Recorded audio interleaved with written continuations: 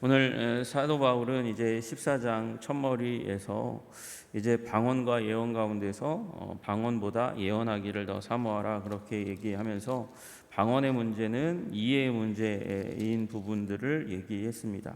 방언을 말하면 자기를 위해서는 영적으로 덕을 세우지만 그러나 방언 그것은 이 하나님께 하는 그 방언, 알아듣는 자가 없는 방언, 나조차도 비밀로 여겨질 수 있는 이 방언으로 말하는 그 가운데서 나의 이 이성은 덕이 되지 못한다. 다른 사람에게도 마찬가지다. 그 얘기를 이제 하고 있습니다. 그래서 그 부분의 연장선에서 6절부터 다시금 16절까지 이제 또 한번 이해력에 대한 문제와 이 방언에 대한 문제를 얘기하고 있습니다. 그래서 우리는 이해하는 신앙이 굉장히 중요하다. 영적으로도 우리가 풍성하게 되는 신앙이 되어야 하지만 그러나 또한 영적으로도 영적으로뿐만 아니라 이성적으로도 이해되는 그런 삶을 살아가야 된다라는 부분들을 얘기하고 있는 것을 우리는 오늘 보게 됩니다.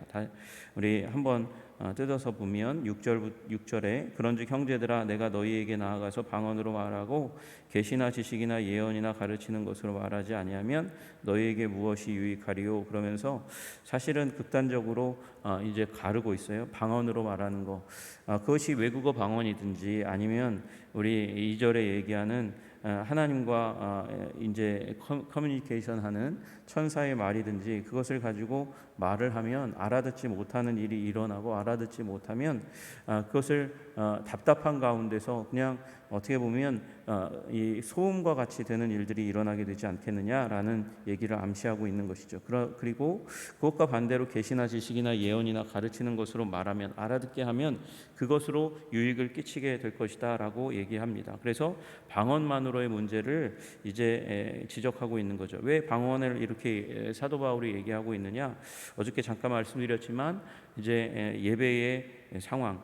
우리 고린도 교회가 예배드릴 때 주일날 예배드릴 때는 그래도 한 100여 명 정도가 모이는 예배가 진행될 것입니다. 그리고 이 예배 말고도 우리 초대교회에 우리 예루살렘에 이제 성령 떨어지고 나서 그 다음에 이제 모여든 이 예배 공동체처럼 이제 성전에서 모이기도 했지만 집에서도 모여서 작은 모임으로 한 10명 내외의 모임으로 또 예배를 드리는 일들이 일어나잖아요. 그 가운데서도 이제 예배 드리면서 하나님께서 주시는 충만함 가운데 누리는 그 가운데 있는데 거기서 예배 잘 드리다가 또 이제 주일날 모일 때 또 한 100여 명 정도 모일 때 그것이 오고 가고 이렇게 계속되는 거의 매일의 예배들 가운데서 방언을 말하면서 방언의 은사는 뽐내지만 그것으로 알아듣지 못하게 하고 또 방언의 은사나 또 말씀 전하는 은사를 할 때에도 이게 여러 사람이 겹치면서 이게 예배가 굉장히 혼란스러워지는 일들이 일어나는 거죠. 그래서 그런 혼란의 상황을 사도 바울이 타개하고 그 혼란을 잠재우고 또 방언으로 말하면서 방언을 알아듣지 못하는 사람들이 그 예배에 답답함을 느끼는 이런 문제를 해결하기 위해서 사도 바울이 이 문제를 6절 다시금 이제 12장부터 14장까지의 문제를 들고 나온 겁니다. 그러면서 사도 바울이 7절과 8절에 악기에 대한 문제를 얘기하는 거죠. 생명 없는 것이 소리를 낼 때 생명 없는 것이라는 표현을 했습니다. 필이나 검은고와 같이 그러니까 그 뜻을 입술을 통해서 전달할 수 없는 그런 악기라고 할지라도 그것이 소리 낼 때에 그 소리가 음을 분별하지 않으면 음정이 맞지 않으면 그것이 소음이 되지 않느냐라고 얘기하는 것이에요. 그래서 그 소음을 내는 것으로 사람들이 괴로워하고 그리고 화를 내는 일이 너무나 당연한 것처럼 방언만 말하게 되면 그 뜻을 이해하지 못하기 때문에 사람들이 답답해하고 화를 내는 일들이 일어나지 않겠느냐라는 것을 이제 7절에 얘기하는 것이죠. 그리고 8절에 나팔이 분명한 소리를 내면 누가 분명하지 못한 소리를 내면 누가 전투를 준비하리요.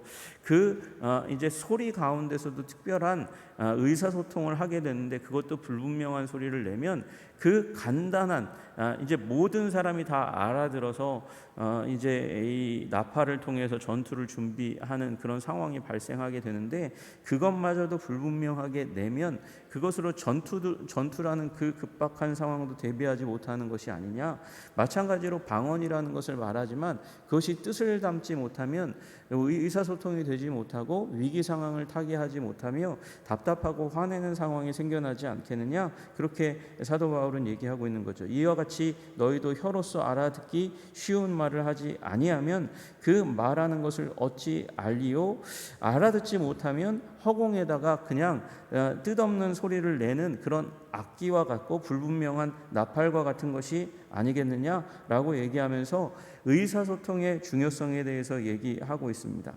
여러분, 그러니까 이 세상에 소리의 종류는 많으나 뜻없는 소리는 없다. 다 우리 인간이 만들어내는 소리는 다 뜻을 전달하는 소리인데 왜 너희들은 방언을 통해서 하나님께는 뜻을 전하지만 이거 필요한 것입니다. 개인 예배 때 충분히 써야 하고 우리의 영적인 유익을 누리는데 너무도 중요한 것입니다. 그러나 공중 예배에는 그것을 통해서 사람들로 혼란을 자아내고 뜻없는 소리이기 때문에 고통스럽게 만드는 그 일들을 행하지 않는 것이 좋겠다라는 권면을 하고 있는 것이죠. 그러면서 사도 바울은 이 일이 무슨 일인가 11절에 그러므로 내가 그 소리의 뜻을 알지 못하면 그 소리 방언으로 나타내는 그 소리의 뜻을 알지 못하면 내가 말하는 자에게 외국인이 되고 말하는 자도 내게 외국인이 되리니 그런 외국인이라는 말은 이방인이라는 것입니다. 완전히 타자가 되는 일들이 일어나게 된다라는 의미를 품고 있습니다. 그래서 타자라는 것은 결국은 사이가 난 사람을 얘기하는 거거든요. 물론 기독교 가치 가운데서는 하나님께서 우리로 이제 그 타자와 타자의 이 벽을 넘어가도록 예수님께서 십자가에 피를 흘리고 그리고 우리 속죄를 이루셔서 막힌 담을 허셔서 이 완전한 타자와 타자 사이에 벽을 허물게 되는 그런 복음의 대역사를 이루셨지만 지금 이것은 오히려 반대 얘기를 하는 것이에요. 우리가 그런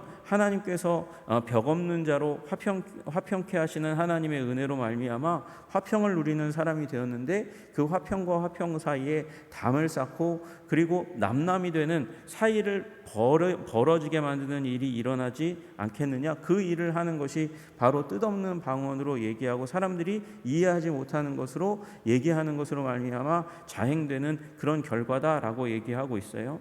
그러면서 또한 여기 외국인이라고 쓰여져 있는 말이지만 여기에 또 다른 번역은 야만이라고 되어 있습니다. 야만인.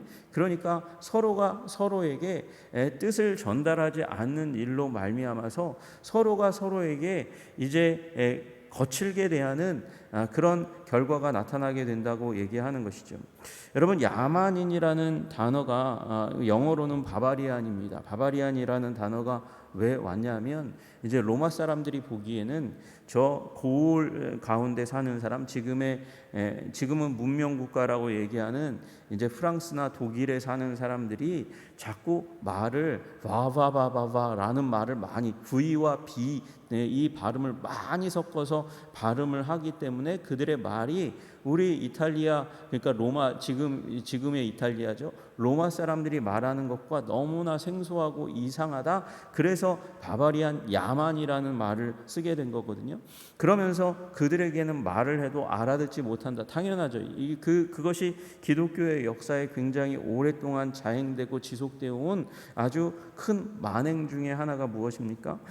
이 헬라어와 히브리어가 성경의 원 언어인데 그것이 이탈리아 말로 이제 번역되어 가면서 라틴 말이 되면서 그리고 거기에 교황청이 생기면서 교황이 기독교의 중심이 되면서 라틴 말이 이제 기독교권의 중심 언어가 되고 말았잖아요.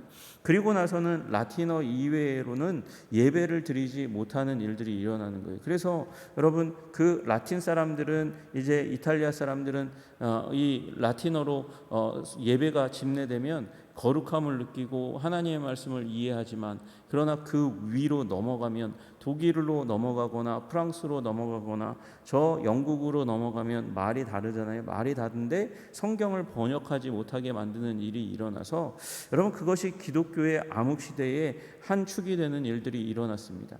여러분 그 가운데서 그런 상황, 예배를 드리고도 마음은 따뜻하게 되는, 거룩한 집례를 하니까 따뜻하게 되는 것 같은데 하나도 하나님의 말씀을 이해하지 못하는 이 비극적인 상황이 일어나는 것을 안타까이 여겨서, 그래서 이 성경 번역을 하는 일들이 일어났는데, 여러분 성경 번역을 이 라틴어가 아닌 다른 언어로 성경을 번역하면 이 교황청이 추적해서 죽이고 핍박하는 일들이 일어났던 거예요. 그게 개신교 역사의 시작입니다. 여러분 이 11절의 문제를 벗어나기 위해서 그렇게 했던 것이죠. 여러분 그래서 예배도, 성경도 알아듣는 말로 읽어야 되고, 우리 예배도 알아듣는 말로 예배를 드려야 하는 것이고, 마찬가지로 사도 바울은 예배 가운데 사용되는 기도도 알아듣는 말로 진행되어야 하는 것이다 라고 얘기하면서, 그래서 방언으로 말하는 것, 그것이 비록 여기 이 말 가운데는 심지어 이제 천사의 말, 하나님과 소통하는, 하나님께 드리는 방언뿐만 아니라 외국어 방언까지도 포함해서 그거 얘기하고 있는 것이죠. 이 외국어 방언, 그거 알아듣지 못하는, 그러나 내가 많은 말을 해서 내가 유식하다고 표현하는 그 방언까지도 야만, 서로가 서로를 이제 무식 가운데로 드러내는 그런 일을 자행하는 방언은 사용하지 않는 것이 좋겠다. 왜? 그것이 교회의 덕이 되지 않기 때문이라는 것이죠. 그러므로 너희도 영적인 것을 사모하는 자인즉 교회의 덕을 세우기 위하여 그것이 풍성하기를 구하라. 그것이 무엇입니까? 교회의 유익. 그 교회의 유익이 이루어지는 일이 무엇입니까? 이해가 풍성하게 되어야 되는 것 아닙니까? 여기 저는 그것이 이해도 들어가고 그리고 유익도 함께 포함된 것이라고 믿습니다. 이해가 되어야 유익이 되고, 유익이 되어야 하나님의 공동체가 유지되는 일들이 일어나는 것이죠. 교회가 덕을 세우는 오이코도메온이라고 얘기하는 세워지는 일들이 일어나게 되는 것입니다. 여러분 그러므로 방언을 말하려고 하거든 통역하는 일이 반드시 진행되어야 된다라고 얘기하는 거죠. 여러분 우리 이제 한국어만을 얘기하는 회중 가운데서 영어 설교자를 아주 설교 잘하시는 분, 유식한 분, 이제 유머 감각도 있으시고 말도 잘하시고 박사학위를 딴 그런 이 유명한 영어 설교자를 데리고 와서 통역을 세워주지 않으면, 그러면 1시간 설교하는 내내 답답함을 느끼고 내가 여기 왜 앉아있나, 나는 누구고 여긴 어딘가 라는 생각을 하지 않겠습니까? 그런 일들이 일어나지 않도록 통역을 세워야 된다라고 얘기하고 있는 거예요. 그리고 기도에 대해서도 다시금 돌아와서 14절에 내가 만일 방언으로 기도하면, 여러분 방언으로 기도하는 것은 하나님께 드리는 것이고 나의 영이 공명하는 것이죠. 여러분 이 앞에 14절에 신령한 것 푸뉴마티코입니다. 여기 14절에 영이 푸뉴마입니다. 푸뉴마는 푸뉴마, 영은 영으로 통합니다. 하나님은 영이시고 하나님이 우리의 영을, 성령을 보내셔서 온전케 하십니다. 그래서 방언으로 기도하면 심지어 내 영혼이 알아듣지 못해도 내 영은 풍성하게 되는 일들이 일어납니다. 그러나 그런 일이 일어날 때에도 나의 마음은, 나의 이해력, 지성은 열매를 맺지 못합니다. 심지어 나도 내 영은 알아듣고 내 영은 풍성하게 되는 일이 일어나도 방언으로 얘기하면 이 기도를 드리는 당사자조차도 이해력에 있어서는 열매를 맺지 못하는 일들이 일어나니, 그러므로 방언으로 기도하는 사람이라 할지라도 방언으로도 기도하고 무엇으로도 기도해야 되는 거예요. 이해될 수 있는 말로도 기도해야 하는 것입니다. 심지어 그 방언 기도자도 이렇게 할진데 그걸 내 영의 유익도 끼치지 못하는 그 방언을 듣고 있는 사람은 어떻겠습니까? 그러니까 이 방언은 공중 예배에서 자제하는 것이 더욱더 필요하다라고 얘기하는 것이죠. 여러분 그래서 우리는 영과 더불어서 우리의 이 마음이라고 얘기하는 이성, 이해력도 하나님 앞에서 커나갈 수 있도록, 증진될 수 있도록 우리는 하나님 앞에 우리의 생각과 마음을 드려야 하는 것입니다. 여러분 우리 영으로 기도하고 마음으로도 기도하고 영으로도 우리 하나님 앞에서 충만함을 누리고 마음으로도 충만함을, 다시 얘기해서 이성으로도 충만함을 누리는 저와 여러분들 되시기를 주님의 이름으로 축복합니다. 사도 바울처럼 영적인 사람이 어디 있습니까? 사도 바울처럼 하나님의 이 성령이 하나님의 영이 충만하게 다가오셔서 이 로마서부터 시작해서 어마어마한 서신서를 써 내려간 사도 바울이, 그리고 교회를 개척할 뿐만 아니라 양육하는 이 선교사로서 목회자로서의 탁월한 모범을 보이고 있는 사도 바울처럼 영적인 사람이 어디 있습니까? 그런데 사도 바울만큼 또한 이 이해력, 그 이해하기를 간절히 구하고 바라고 성도들을 향하여 명한 사람이 또 어디에 있습니까? 여러분, 지극히 영적인 것은 지극히 논리적이고 그리고 이성적인 것과 통하는 것이에요. 그러므로 영으로도 기도하고 또 마음으로도 이성적으로 기도하는 일들이 일어나야 하는 것입니다. 그래야 영으로도 하나님을 찬양하고 마음으로도 이성으로도 하나님을 찬양하는 일들이 일어나는 것이죠. 여러분, 우리 어쩌면 우리 영과 육과 그리고 영과 그리고 이 마음에 해당하는 혼과 그리고 육체에 해당하는 우리의 이 의지력은 이 물통으로 해당하면 그 하나 감싸고 있는 나무판과 같을 거예요. 여러분, 그곳 가운데 하나가 짧으면 그곳으로 다 하나님이 충만하게 부어주신 그 은혜가 흘러내려갑니다. 그래서 다 올라가야 그래야 보다 더 많은 하나님의 은혜를 담아둘 수 있는 일들이 일어나는 거죠. 여러분, 그래서 영으로 충만하신 저와 여러분 되시기를 주님의 이름으로 축복합니다. 또한 더불어서 이성적으로도 충만함을 누리시는 저와 여러분들 되시기를 주님의 이름으로 축복합니다. 여러분, 육체로도 마찬가지입니다. 육체가 병들고 상하고 깨어지고 부서지면 여러분, 하나님께서 주신 그 은혜를 담아내기에 굉장히 힘든 삶을 살아갈 수밖에 없는 거예요. 그래서 여러분, 우리가 지극히 하나님 앞에서 영적이고 그리고 하나님이 주신 하나님의 말씀을 이성적으로 잘 이해해서 하나님의 사람으로 잘 성장해 가기 위해서라도 우리는 우리의 육체를 잘 관리해야 하는 줄로 믿으시기를 주님의 이름으로 축복합니다.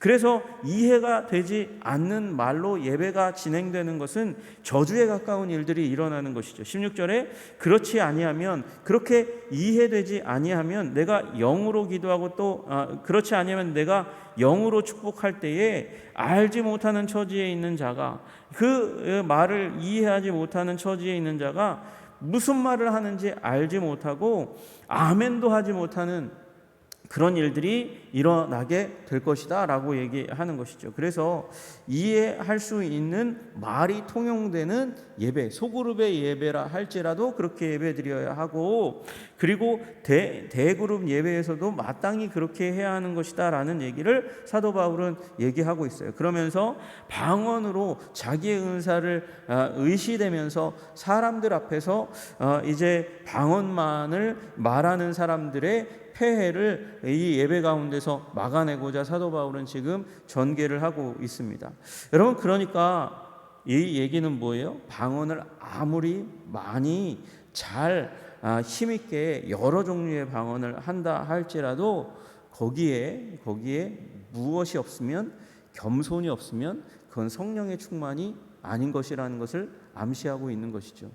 여러분, 방언을 말하는 사람, 방언도 그 가운데서도 여러 방언을 말하며 굉장히 강력하게 유창하게 말하는 사람들이 나는 성령 충만을 받았다 얘기할지 모르겠어요. 그러나 여러분, 이것으로 말미암아 질서의 영이신 성령을 회방하고 다른 사람들에게 성령의 영역이 흘러가지 못하는 일들을 하게 되면 결국 공동체를 어지럽게 된다면 그는 자기는 성령 충만하다고 자기 자신을 드러내고 나타내지만 그것은 결국 공동체를 훼손하는 교만의 영역 가운데 들어가게 되는 것이죠. 그래서 우리가 보기에, 사람이 보기에 저 사람은 은사 받았어, 많은 은사가 있어, 방언을 비롯해서 은사가 정말 탁월해 라고 얘기하지만 교회의 질서를 깨뜨리는 사람, 교만하게 다른 사람들의 의견과 상황들은 배려하지 않는 사람은 교만의 죄 가운데 빠져 있는 것이죠. 그래서 여러분, 반드시 은사 충만은 성령 충만으로 이어지는 것은 아니다라는 사실을 우리 기억해야 하는 것이에요. 여러분, 그러면 성령 충만은 어디로 이어집니까? 교만의 반대 겸손으로 이어지는 것이죠. 여러분, 겸손은 누구 앞에서의 겸손을 얘기하는 거예요? 하나님 앞에서의 겸손을 말하는 것입니다. 목사님 앞에서의 겸손을 얘기하는 것이 아니고 하나님 앞에서의 겸손을 얘기하는 거예요. 그래서 하나님 앞에서의 겸손이라는 말은 다른 말로 얘기하면 하나님께 순종 충성을 또 반대로 의미하는 것입니다. 그러므로 성령 충만은 이 은사에 여러 가지 은사가 충만하게 드러나고 나타나는 것을 성령 충만이라고 얘기하는 것이 아니고 성령의 은혜의 초입에 해당하는 것이에요. 성령 충만으로 이어가도록 하기 위해서 교회를 그렇게 개인뿐만 아니라 교회를 이끌어가기 위해서 하나님께서는 은사를 주십니다. 그러나 은사를 순종으로 충성으로 겸손으로 받아들이지 않으면 그것은 성령 충만이 아니라는 사실을 기억해야 하는 것이죠. 여러분, 그러므로 여러분, 우리의 은사가 어떠하든지 간에 겸손으로 나아가시는, 그래서 성령 충만한 자의 하나님의 은혜를 나타내시는 저와 여러분들 되시기를 주님의 이름으로 축복합니다. 충성함으로 말미암아, 하나님께 충성함으로 순종함으로 말미암아 내가 성령님의 지배 아래 통치 아래 있다는 성령 충만의 삶을 드러내고 나타내시는 저와 여러분들 되시기를 주님의 이름으로 축복합니다. 기도하겠습니다. 하나님 아버지, 감사하고 찬양합니다. 방언을 하지만, 그것도 너무도 유창하게 하지만 그럼에도 불구하고 공동체의 질서를 훼손하는, 자기를 뽐내는 교만의 자리 가운데 들어감으로 말미암아 본인이 불순종의 영 가운데 있다는 사실을 사도 바울은 표현하고 있습니다. 하나님, 그렇습니다. 은사가 넘친다고 해서 성령 충만한 것이 아니라는 사실을 기억하게 하여 주시옵소서. 은사를 통하여 교회의 덕을 세우는 길이 성령 충만을 향해 나아가는 길입니다. 하나님, 은사를 통해서 내 영이 풍성하게 될 뿐만 아니라 또한 아버지, 우리 논리력, 이성도 사용하게 하여 주셔서 하나님의 말씀과 진리를 깨달아 아버지 성령 충만으로 더욱더 나아갈 수 있는 아버지 우리 공동체가 될 수 있도록 도와주시고 개개인이 될 수 있도록 주님 도와주시옵소서.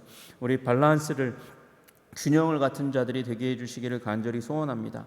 영으로도 마음으로도 육체로도 건강하여 하나님 앞에서 아버지 우리의 풍성한 삶을 이어갈 뿐만 아니라 하나님 아버지 순종으로 이어져가는, 겸손으로 이어져가는 아버지 온전한 하나님 성령 충만한 하나님의 사람들이 다 될 수 있도록 우리를 붙들어 주시고 인도하여 주시옵소서.